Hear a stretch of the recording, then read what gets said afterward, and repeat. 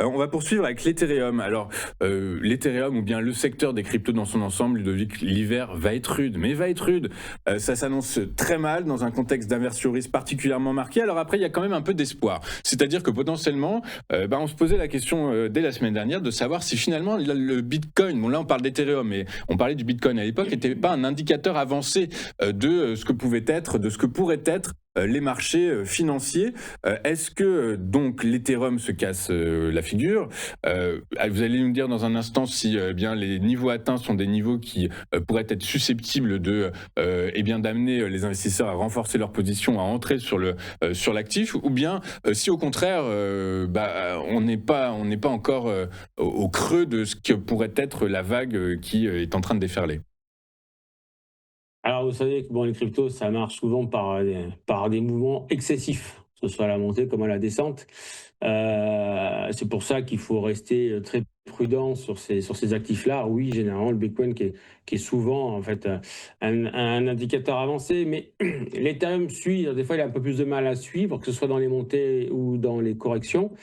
Alors là, bon, on va dire que je vous ai montré, je ne le fais pas généralement, mais bon, ça permet un peu de partager un peu ce que je fais sur IVT aussi. Donc, étant donné que je suis moi assez féru et friand de tout ce qui est système des vagues d'Elliott, ça je vous en avais déjà parlé une fois.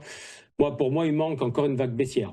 D'accord. Dans tous les cas, il manque une vague baissière. Alors évidemment, hier, quand je vous ai envoyé un petit peu le screenshot à ce moment-là, parce que gros niveau, c'est les 2765, voir s'ils allaient être préservés. Ils ont été préservés hier soir, enfin cette nuit en clôture.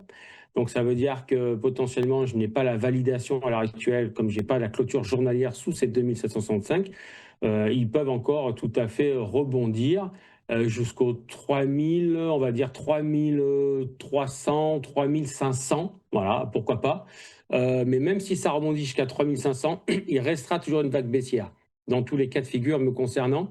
Donc en fait, pour être, on va dire, pour résumer la situation, j'attends sincèrement la zone des 2100, 2300 pour pouvoir me replacer, mais pas Oui, avant. donc en fait, ce que vous nous dites, c'est que la baisse observée ces dernières séances devrait se poursuivre, en gros. Oui, bah, après, je suis toujours, que ce soit, sur les actions ou généralement, bon, soit l'Ether ou même le Bitcoin, je suis plutôt, on va dire, dans le sens toujours acheteur. Voilà, c'est pour ça que, je me suis permis de payer au mois d'avril l'Ether. On a toujours 10 qui court. Alors bon, je suis encore bien en dessous puisqu'on a 1530 et 1630, donc j'ai encore le temps de voir venir. Mais oui, j'attends évidemment ce repli pour renforcer la position, oui, tout à fait. Ok, clair. Bah écoutez, merci Ludovic de toutes ces précisions.